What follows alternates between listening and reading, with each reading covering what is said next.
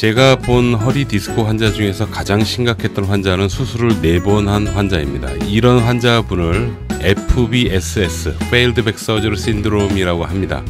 대다수의 많은 허리 아프신 환자분들이 상당히 많이 심각한 상태다라고 생각하고 있는 것 같아요. 매우 안타깝습니다. 그래서 오늘 제가 아무런 원고 없이요, 허리 디스크와 일반적인 허리 통증을 무작위로 제가 한번 설명을 해 보도록 할 테니까요, 여러분들이 어떤 경우에 해당하는지 한번 판단해 보시기 바랍니다.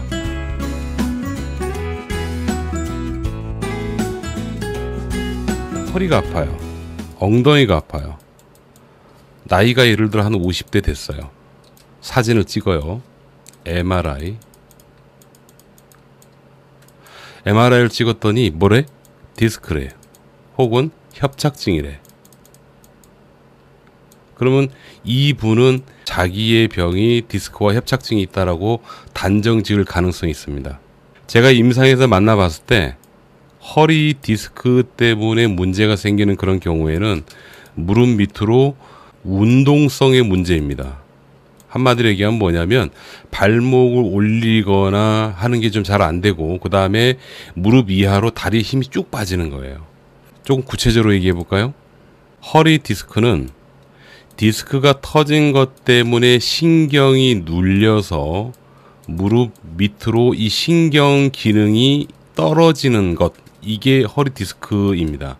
그래서 사진상의 디스크가 터져 나온 게 보여야지 되고요. 증상으로는 무릎 밑으로 힘이 빠지거나 마비가 오거나 그 직전 단계로 발목 주변 및 종아리 쪽이 터져 나갈 듯이 굉장히 많이 아픈 그런 경우, 그런 거를 허리 디스크라고 얘기해요. 조금 더 구체적으로 얘기할게요. 허리 디스크에 대한 정확한 정의는요, 이렇게 튀어나와서 이 척수 안쪽에 신경들이 있는데, 이 실다발 같은 거예요. 얘를 쿡 누르는 게 사진상 보여야지 되고요. 사진상. 두 번째는 그 사진상 보임과 함께 무릎 밑으로 마비, 그 다음에 다리 발목이 힘이 빠지는 약화, 그 다음 터질 듯한 통증이 무릎 밑으로, 이게 같이 있을 때, 그러니까 사진과 증상이 일치하고 같이 나와야지 돼요. 이럴 때 디스크를 보고 접근을 보통 하십니다. 자, 다시 처음으로 넘어가 볼게요. 50대의 어떤 환자분께서 허리가 아프고 엉덩이가 아파서 병원을 갔어요. 가서 사진을 찍어봐요.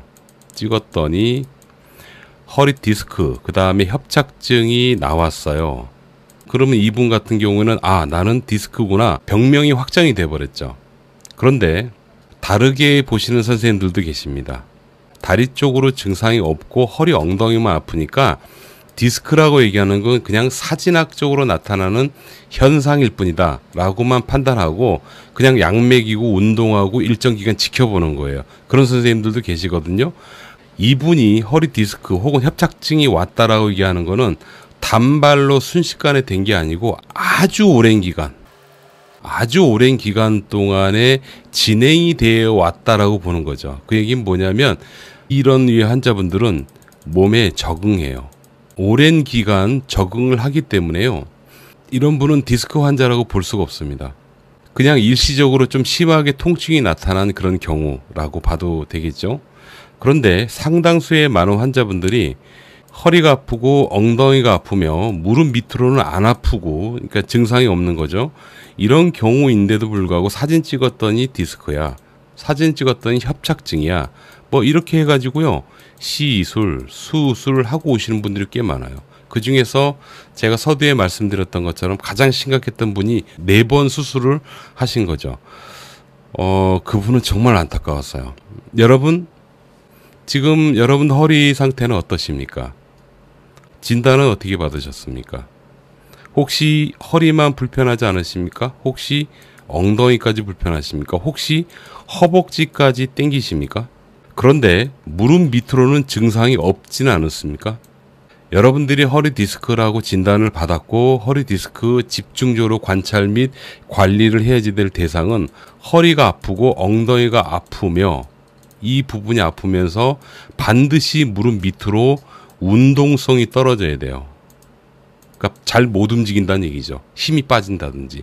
이런 경우에 허리 디스크에 준해서 여러분들은 관찰하고 적어도 12주 정도는 꾸준히 관찰하다가 전혀 개선이 없으면 그때 수술이라는 방법을 선택해도 나쁘진 않을 거라고 봐요. 그러나 임상에서 제가 있어 보면은 이런 증상이 일치하지 않으면서 사진상에만 디스크 협착증이 있는 환자분들이 수술이나 시술을 하고 오시는 분들이 많아요. 그럼 이분들이 왜 제가 있는 병원에 올까요? 너무 아프기 때문이 아니겠습니까? 이분은 분명히 수술이나 시술을 하고 나면 굉장히 좋아질 거라고 예측을 했겠죠. 기대했으니까 하지 않았겠습니까? 그런데 저한테 오셨다는 거는 기대에 못 미친다는 뜻이죠. 대다수의 환자들이 사진상에만 허리 디스크가 있고요. 증상하고 일치하지 않는 경우입니다. 여러분 어떻습니까? 허리 디스크 그렇게 어렵거나 위험한 그런 병이 아니에요. 가능하면 칼을 대지 않고 좋아질 수만 있다면 그게 정말 나이스 아닌가요? 자, 진심으로 제가 여러분들께 말씀드려요. 저희 학회도 수술하지 않고 치료를 해보겠다고 애쓰는 학회지만요. 비수술로 여러분들의 허리를 건강하게 하기 위해서 노력하시는 선생님들이 정말 많습니다. 특히 전문의 선생님들 중에서 굉장히 많아요. 제가 알고 있는 선생님들도요. 한두 분이 아니에요. 허리, 엉덩이, 허벅지가 아프고 땡기고 죽겠어요. 숙이기 힘들어요. 아니면 앉아있다 일어나면 너무 힘들어요. 그런 여러 가지 증상들 있죠. 일단 그러면 여러분들은 통증 치료를 먼저 해보시고요. 비수술로 먼저 접근해 보시는 거를 먼저 시도해 보세요. 끝으로 하나만 더 말씀드립니다. 사람을 만지는 직업은요, 숙련도와 매우 깊은 연관이 있습니다. 같은 면허를 가지고 계신다 하더라도 숙련도 차이에 따라서 결과가 크게 차이가 납니다. 이거는요, 전문의 선생님뿐만이 아니고 물리치료사도 마찬가지고, 어쨌든 여러분들이 허리가 아파서 병원을 갔을 때 만나는 사람 모두 다 숙련도가 높으냐 낮으냐에 따라서 여러분들의 치료 결과가 차이가 나요.